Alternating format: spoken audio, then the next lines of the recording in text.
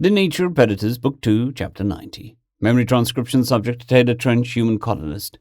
Date standardized human time, March 18th, 2161. The past month and a few odd days had been a whirlwind, one that left me unable to stay on Earth with grass. The United Nations relented to permit us to join the assault forces in Avon. When Captain Sovereign was pointed to as the president, we had to go. Even if I wasn't returning to Tellus's long term, I wasn't going to let Krev throw himself into danger to rescue his family.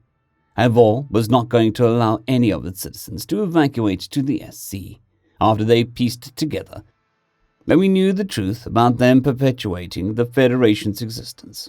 Humanity's shift in temperament and known discovery of the ghost fossil station allowed them to put two and two together. The United Nations Blitzkrieg strategy. Its 82 allies had been busy with a variety of engagements. The ghost fossil had hundreds of thousands of ships to concentrate on key spots, though they'd relinquish some worlds swiftly, like the Tevans, a shitty SHIELD member that chose to side with the Federation. That organization was still rotten as it could be. There was likely a lot of planning that went into battering Grenolka for weeks, though I found it uninteresting. It didn't even matter to me what the KC drone fleet did, despite the fact that they dropped all pretenses and shifted the directives to aid the Federation. I cared about one battle, the Battle of Avon, and saving Gressa's family. My rage over learning that Tellus colonists had been shafted on purpose, with full knowledge of who we were, provided a secondary motive. The Krev were somehow more heartless than I thought they were, back when I believed that they were just another Fedi race that would hate us. Just like General Radai had wanted a decapitation strike against the Federation, I knew that we had to follow the lessons of humanity's first space war. If we cut off the head of the serpent that was the consortium, it would simplify the task of bringing the remnants to heel. As a two-front war, we can't afford for this to be stretched out. We don't want to give Krev or the ghosts any time to recede further. There will never be any way to ensure that they're not lurking out there, except to expand throughout the entire Milky Way and protect others under our umbrella. After this, humanity can't be content to rest on our laurels. Maybe we could find other arcs. Why did the Jaslips wait so long to drop that info? The testy Gress spat, eyes misty from lack of sleep. I hate this. They're all living in ignorance down there every second that we waited. The JIB had to wait for us to be close, since the Krev might hack into the rescued ships. Like they altered the attack drone's course once we knew. They needed a failsafe ready, and they also needed to produce as much hardware as possible. It's a lot of data drives to drop on several worlds.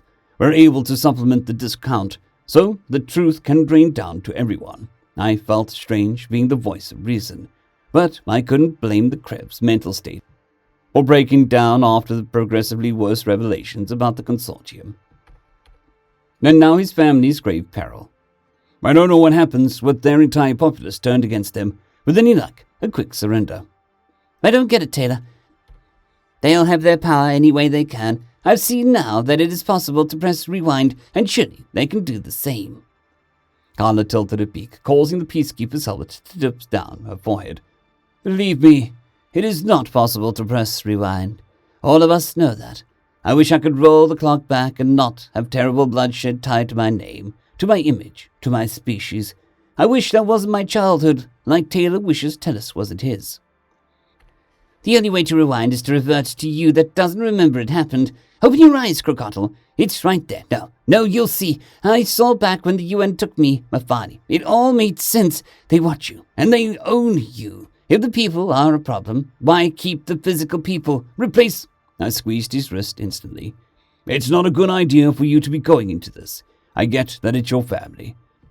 But you're raving in ways that seem disconnected altogether from the world around you. Let your mind and body recover a bit. You need rest. I wanted to. Remember when we thought that we were going to do a play for Loxel? The Sifkits will never move back in, Taylor. The Tellish must get out. Shh.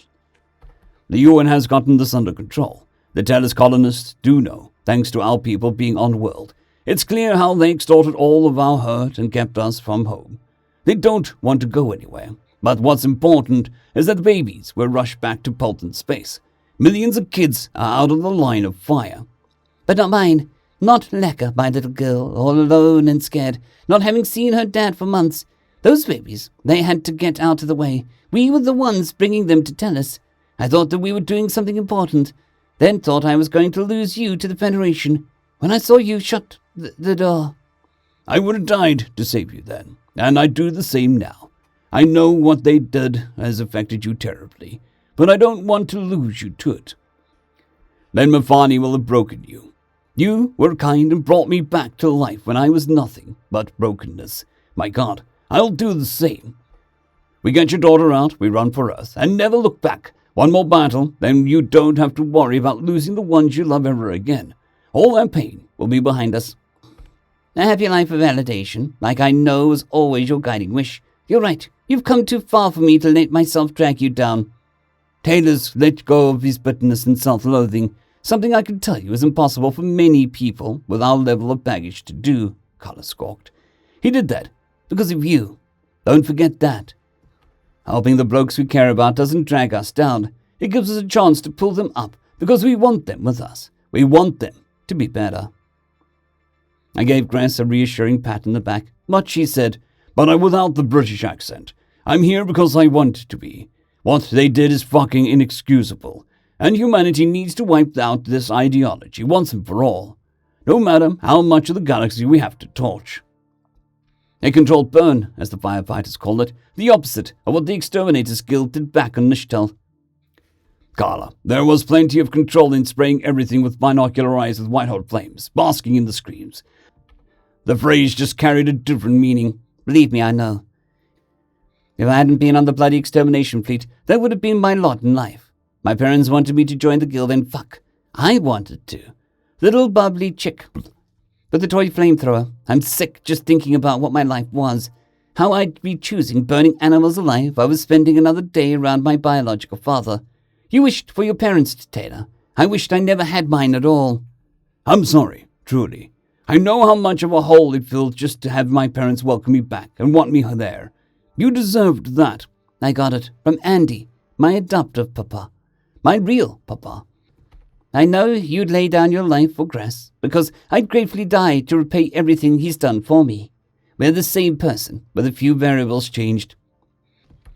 You felt a lot of the same emotions, Grass agreed. I never thought I'd see Taylor chatting with and outright pitying a crocodile. I arched an eyebrow. You didn't see it. You heard it. I stand corrected. I know you want me to rest, but I want to hear us make contact with Abo. I have to know how things are going down on the surface. We'll watch what's going on in the command center. Together. I strolled into the troop carrier observation desk, clutching Gress's paw and not caring what nasty looks a Krev afoot on a human ship would acquire. The last time I'd been standing on a bridge equivalent as a foot soldier, it had been when the Civkits entered our system. I wasn't proud of how I conducted myself that day. I was going to make sure Gress didn't find himself grappling with the same regrets.